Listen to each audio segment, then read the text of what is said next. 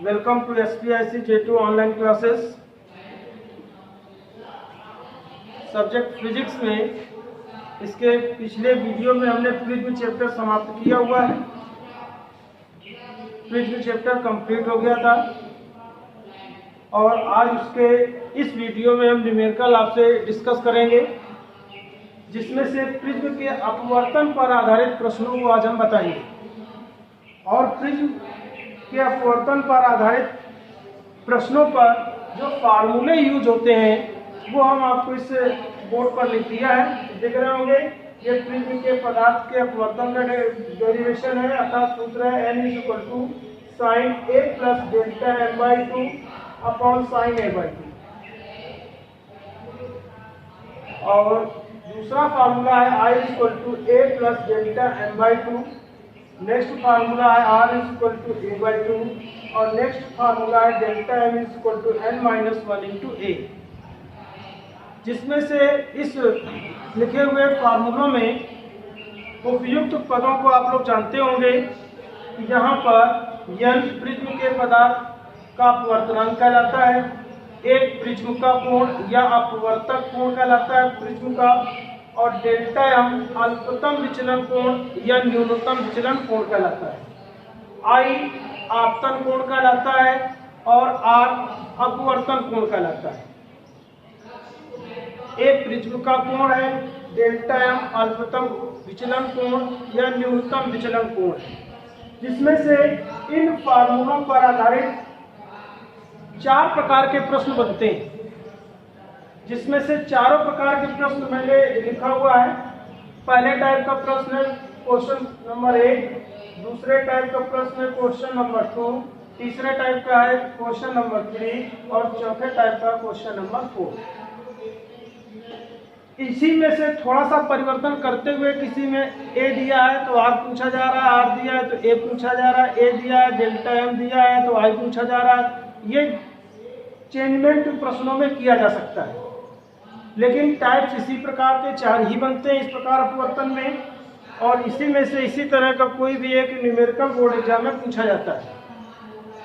जिसमें से हम पहले प्रश्न पर देखिए विचार करते हैं।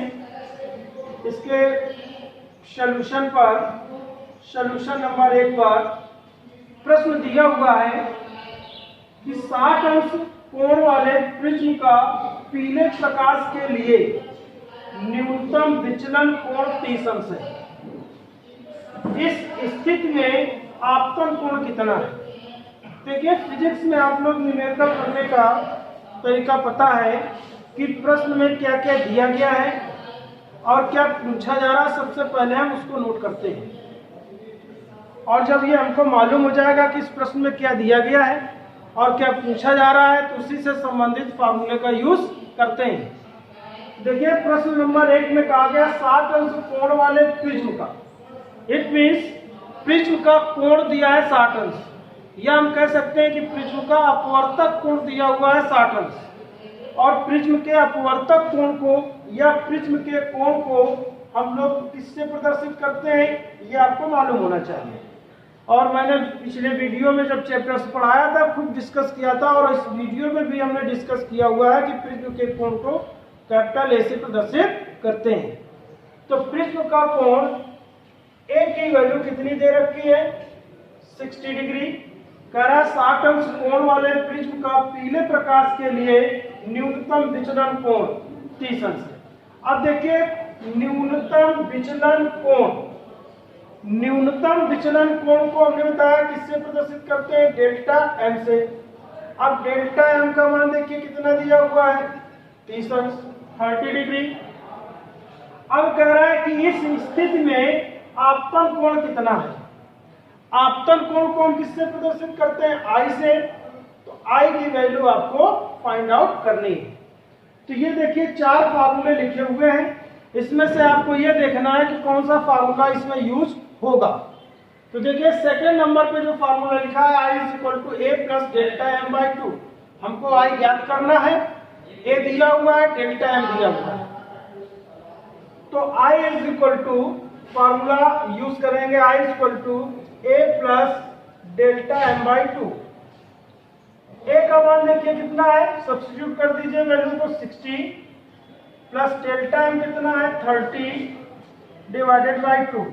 इन दोनों को हम ऐड करेंगे तो 60 प्लस 30 कितना हो जाएगा 90 डिवाइडेड बाई 2।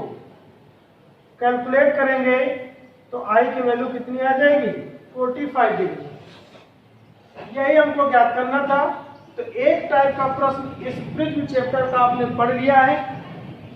प्रिज्म का अपवर्तक कोण या प्रिज्म का कोण दिया था A=60 डिग्री, जो देखिए प्रश्न में लिखा हुआ है, और न्यूनतम विचलन कोण दिया हुआ 30 डिग्री, डेल्टा एम = 30 डिग्री। कह रहा है कि प्रश्न में आपतन कोण ज्ञात कीजिए, तो आई की वैल्यू फाइंड आउट करनी है। संबंधित फार्मूला लिखा हुआ I = A + डेल्टा m/2। तो I = A + delta m/2। A की वैल्यू डेल्टा m की वैल्यू सब्स्टिट्यूट करेंगे, कैलकुलेट करेंगे, I की वैल्यू 45 डिग्री हमारी फाइंड आउट होगी, और I की वैल्यू ही हमको ज्ञात करना है। आप लोगों को सबको ये न्यूमेरिकल फर्स्ट टाइप को जिस चैप्टर से पूछा जाता है समझ में आ गया होगा। हम सॉल्यूशन सेकंड पर विचार करते हैं। क्वेश्चन नंबर 2 का सॉल्यूशन देखिए, दिया हुआ पहले प्रश्न पढ़े, दिया हुआ है कि 1.5 अपवर्तनांक वाले प्रिज्म का कोण 6 डिग्री है, तो उसका न्यूनतम विचलन कोण ज्ञात कीजिए। अब प्रिज्म के पदार्थ का अपवर्तनांक दिया हुआ है 1.5। प्रिज्म के पदार्थ का अपवर्तनांक 1.5 है, तो प्रिज्म के पदार्थ के अपवर्तनांक को हम किससे प्रदर्शित करते हैं, n से। n की वैल्यू है 1.5।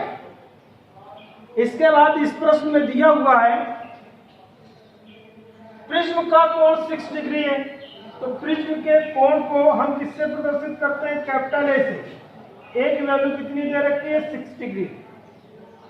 इसके बाद दिया है कि उसका न्यूनतम विचलन कोण ज्ञात कीजिए, तो न्यूनतम विचलन कोण डेल्टा एम हमको फाइंड आउट करना है। अब देखिए ये फार्मूला, ये जो वैल्यूज दे रखी है, इसमें हम इस फार्मूले पर भी विचार कर सकते हैं, लेकिन इस फार्मूले को हम यूज नहीं करेंगे, कारण अभी बताएंगे। देखिए इसके बाद ये फार्मूला लिखा हुआ है, इस फार्मूले को हम यूज कर सकते हैं और इसी फार्मूले को ही हम यूज करेंगे। यहां पर भी देखिए 3 अननोन राशियां हैं, डेल्टा एम, एन और ए। यहां पर भी देखिए 3 अननोन राशियां हैं, ए, डेल्टा एम और एन। इन तीनों अननोन राशियों में से कोई 2 वैल्यू दे रखी होगी, तीसरे की वैल्यू आप ज्ञात कर सकते हैं, लेकिन इन दोनों फार्मूलों को यूज करने का तरीका अलग होता है, सिस्टम अलग होता है, और यहीं पर आप लोग गलतियां करते हैं। यहां पर देखिए इस फार्मूले को हम यूज तब करते हैं जब प्रिज्म का अपवर्तक कोण या प्रिज्म का कोण मैक्सिमम हो। इस फार्मूले को यूज करने के लिए प्रिज्म का कोण ए या प्रिज्म का अपवर्तक कोण अधिकतम होना चाहिए। इस फार्मूले को तभी यूज कर सकते हैं जब प्रिज्म पतला हो या प्रिज्म का कोण ए की वैल्यू बहुत कम हो। और जब मैंने अल्पतम विचलन कोण पढ़ाया था तो वहां पर पतले प्रिज्म द्वारा अल्पतम विचलन कोण की स्थिति बताई थी, a is less than 10 degree. तो यहाँ पर देखिए प्रिज्म का कोण a की वैल्यू 6 डिग्री है, there is satisfied to a is less than 10 degree. इसलिए हम इस फार्मूले को यूज न करके इस फार्मूले का यूज करेंगे। ये फार्मूला पतले प्रिज्म के लिए लागू होता है। तो यहाँ पर हम डेल्टा एन की वैल्यू फाइंड आउट करेंगे, ए की वैल्यू और एन की वैल्यू दे रखी है, तो फार्मूला आप देखिए लिखा हुआ है ऊपर, delta M is equal to n minus 1 into A. N की वैल्यू दे रखी 1.5 माइनस 1, ए की वैल्यू दे रखी है 6 डिग्री। 1.5 माइनस 1 सब्ट्रैक्ट करेंगे तो 0.5 इंटू 6 डिग्री, मल्टीप्लाई करेंगे तो आ जाएगा आपका 3.0 degree. It means delta M की वैल्यू आएगी 3 डिग्री, और डेल्टा एम की ही वैल्यू हमको फाइंड आउट करनी थी। तो अल्पतम विचलन कोण हमारा प्राप्त हो गया, delta M is equal to 3 degree. तो ये क्वेश्चन नंबर 1 का सोल्यूशन है, ये क्वेश्चन नंबर 2 का सोल्यूशन है। इसको पहले आप लोग नोट कर लीजिए, फिर इसके आगे हम आगे बढ़ते हैं। देखिए प्रश्न संख्या 3।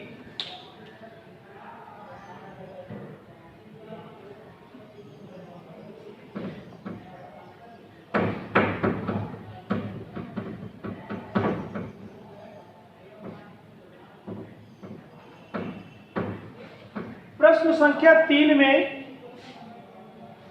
दिया हुआ कांच के पतले प्रिज्म द्वारा प्रकाश किरण का अल्पतम विचलन कोण 6 डिग्री है। यदि प्रिज्म को जल में डुबो दिया जाए तो विचलन कोण कितना हो जाएगा। वायु के सापेक्ष कांच का तथा जल के अपवर्तनांक क्रमशः 3/2 और 4/3 है। इट मीन्स वायु के सापेक्ष कांच का अपवर्तनांक 3/2 और वायु के सापेक्ष जल का अपवर्तनांक 4/3 है। और जब प्रिज्म को जल में डुबो दिया जाता है तब विचलन कोण पूछा जा रहा है। तो ये वाला प्रश्न भी इसी फार्मूले पर आधारित है, क्योंकि यहाँ पर देखिए विचलन कोण का मान 6 डिग्री दे रखा, अर्थात अल्पतम विचलन की अवस्था है। और अल्पतम विचलन की अवस्था में प्रिज्म को बहुत पतला माना जाता है, और पतले प्रिज्म के लिए जो फार्मूला हम लागू करते हैं वो delta m is equal to n-1 into a है। तो देखिए पहले इस प्रश्न में दिया हुआ है, इसका मतलब पहले प्रिज्म को वायु में रखा जा रहा है, फिर इसी के बाद उसी प्रिज्म को जल में डुबो दिया जा रहा है। तो जब प्रिज्म को पहले वायु में रखा गया, प्रश्न में ये नहीं कहा गया कि वायु में रखा गया है, हम लोग ये मान कर सकते हैं कि इस स्थिति में पहले प्रिज्म को वायु के माध्यम में रखा गया होगा, तब मेजरमेंट किया गया होगा, तो अल्पतम विचलन कोण 6 डिग्री प्राप्त हुआ है। अब इसी प्रिज्म को अगर जल में रख दिया गया होगा तो हमको मेजरमेंट करना है कि अल्पतम विचलन कोण कितना प्राप्त होगा। तो पहले प्रिज्म में रखा, वायु में रखा गया प्रिज्म को, तो मान लेते हैं कि अल्पतम विचलन कोण डेल्टा m है, जो कि प्रश्न में दिया हुआ अल्पतम विचलन कोण की वैल्यू कितनी 6 डिग्री। यदि प्रिज्म को जल में डुबो दिया जाए तो विचलन कोण कितना हो जाएगा। चलिए, और वायु के सापेक्ष कांच का अपवर्तनांक दिया हुआ है 3/2। अब इस प्रश्न को, इस प्रिज्म को जल में डुबो दिया जा रहा है, तब अल्पतम विचलन कोण हम मान लेते हैं डेल्टा m डैश। दोनों में अंतर देख लें, ये डेल्टा m लिखा हुआ है और ये डेल्टा m डैश लिखा हुआ है। तो जब जल में डुबो दिया जाता है प्रश्न को, तो अल्पतम विचलन कोण डेल्टा m डैश की वैल्यू आपको ज्ञात करनी है, और वायु के सापेक्ष जल का अपवर्तनांक ANW दे रखा है 4/3। ANW मीन्स वायु के सापेक्ष जल का अपवर्तनांक, ANG मीन्स वायु के सापेक्ष कांच का अपवर्तनांक। प्रिज्म का कोण नहीं दिया हुआ है इस प्रश्न में, तो प्रिज्म तो वही है, तो प्रिज्म का कोण तो बदलेगा नहीं। तो देखिए पहले इस प्रिज्म को कहां पर रखा जा रहा है, वायु के माध्यम में। तो वायु के माध्यम के लिए मान लेते हैं कि अल्पतम विचलन कोण डेल्टा m है और प्रिज्म के पदार्थ का अपवर्तनांक n है, तो डेल्टा m बराबर n-1 इंटू a। तो प्रिज्म को पहले वायु में रखा जा रहा है, तो हमने बताया था कि जब दो माध्यम का प्रयोग किया जाता है, दो माध्यमों का रिलेशन दिया होता है, तो प्रत्येक माध्यम के लिए अपवर्तनांक को यहाँ पर हम स्पष्ट करते हैं। तो वायु के माध्यम में रखा जा रहा है, तो इसको हम लिखेंगे वायु के सापेक्ष कांच का अपवर्तनांक। It means delta m is equal to ANG-1 into a। समीकरण नंबर हो गया फर्स्ट। अब देखिए इसी प्रिज्म को जल में रखा जा रहा है, तो जल में आपने अल्पतम विचलन कोण क्या माना है, डेल्टा m डैश। तो delta m dash is equal to n-1 into a। तो यहाँ पर भी देखिए जब जल में रखा जा रहा है तो वायु में रखा गया, तो वायु के सापेक्ष कांच का अपवर्तनांक। अब जल में रखा जा रहा है तो जल के सापेक्ष कांच का अपवर्तनांक, इट मींस WMG। तो delta m dash is equal to WMG-1 into a। समीकरण नंबर हो गया सेकेंड। अब डिवाइड कर दीजिए, चाहे समीकरण फर्स्ट को सेकेंड से डिवाइड करें या सेकेंड को फर्स्ट से डिवाइड करें। तो यहाँ पर हम first is divided by second, तो delta m upon delta m dash is equal to a से एक कैंसिल हो जाएगा, तो ANG-1 अपॉन WNG-1। यहाँ पर देखो ANG तो दिया हुआ है लेकिन WNG नहीं दिया हुआ है, तो सबसे पहले तो हम WNG ज्ञात कर लें। देखिए W N G is equal to होता है A N G upon A N W. तो ए एन जी की वैल्यू 3/2 और ए एन डब्ल्यू की वैल्यू 4/3। कैलकुलेट करेंगे तो 9/8। तो डब्ल्यू एन जी की वैल्यू 9/8 प्राप्त होगी। तो यहाँ पर वैल्यू सब्स्टिट्यूट करें। देखिए डेल्टा एम की वैल्यू दे रखी है 6 डिग्री। डेल्टा एम डैश हमको फाइंड आउट करना है। ए एन जी दे रखा है 3/2 -1।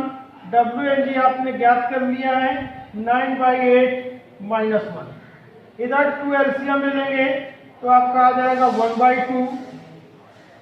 इधर 8 एलसीएम में लेंगे तो आ जाएगा 1/8 और कैलकुलेट करेंगे तो आ जाएगा 8/2।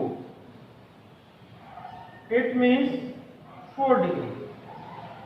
6 degree upon delta M dash is equal to 4। Cross multiply करके कैलकुलेट करेंगे तो delta M dash is equal to 6/4।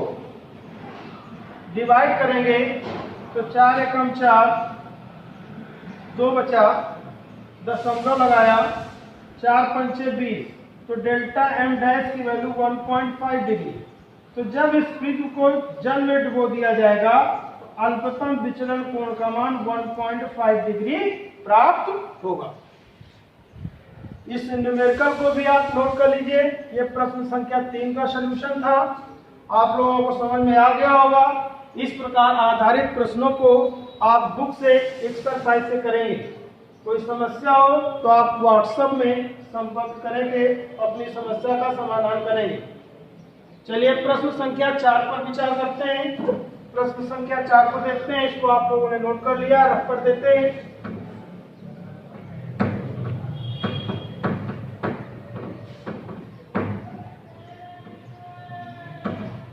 प्रश्न संख्या 4 कह रहा है कि किसी प्रिज्म से अल्पतम विचलन कोण 30 अंश है। प्रिज्म के प्रथम पृष्ठ पर अपवर्तन कोण 30 अंश है। प्रिज्म के पदार्थ का अपवर्तनांक ज्ञात कीजिए। सॉल्यूशन नंबर 4 बहुत ही इंपॉर्टेंट प्रश्न है ये। कह रहा है किसी प्रिज्म से अल्पतम विचलन कोण 30 अंश है। अल्पतम विचलन कोण को डेल्टा एम से रिप्रेजेंट करते हैं, जिसकी वैल्यू दे रखी है 30 डिग्री। कह रहा है प्रिज्म के प्रथम पृष्ठ पर अपवर्तन कोण 30 अंश है।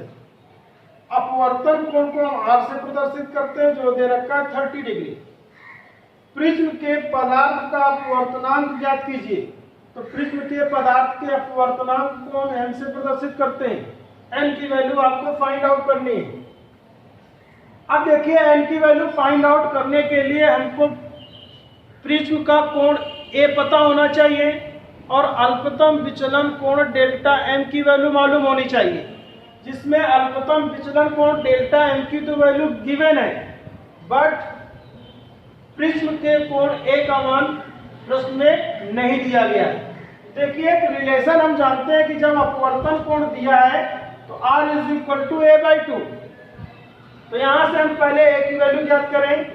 तो R is equal to A/2। तो A is equal to 2R। Cross multiply करेंगे 2 इंटू R की वैल्यू है 30 डिग्री। तो A की वैल्यू कितनी प्राप्त होगी 60 डिग्री।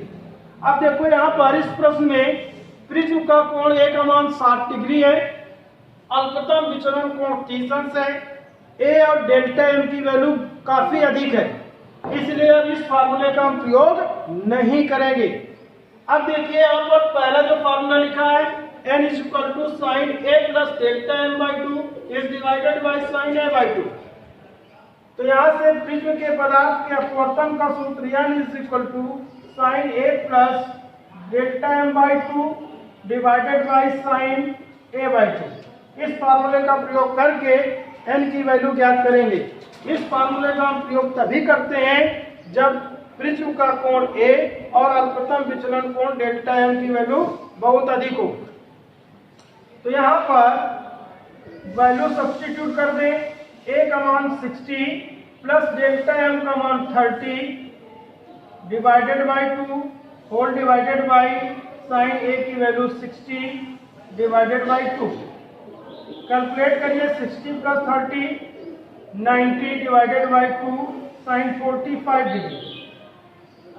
इसको कैलकुलेट करिए आएगा साइन 30 डिग्री। अब आपको साइन 45 डिग्री और साइन 30 डिग्री की वैल्यू मालूम होनी चाहिए। तो आप लोग जानते हैं कि साइन 45 डिग्री की वैल्यू 1/√2 और साइन 30 की वैल्यू 1/2। इसको सिंप्लीफाइड करेंगे तो n = 2/√2। √2 से 2 को कैंसिल करेंगे तो ये आपको मिलेगा √2। तो n की वैल्यू आपकी √2 होगी। और इसको सिंप्लीफाइड करना चाहें तो आप कर सकते हैं कि √2 की वैल्यू आपको मालूम है कि 1.414 होती है। तो आपको इस प्रश्न में प्रिज्म के पदार्थ का अपवर्तनांक ज्ञात करना था और प्रिज्म के पदार्थ का अपवर्तनांक n = √2 या हम इसी को लिख सकते हैं 1.414 प्राप्त होता है। तो इन सभी प्रश्नों को आप लोगों ने समझा, सुना और देखा, समझ में भी आया होगा। आप अपनी बुक से एक्सरसाइज से इस तरह से आधारित प्रश्नों को आप लोग करेंगे। Thank you.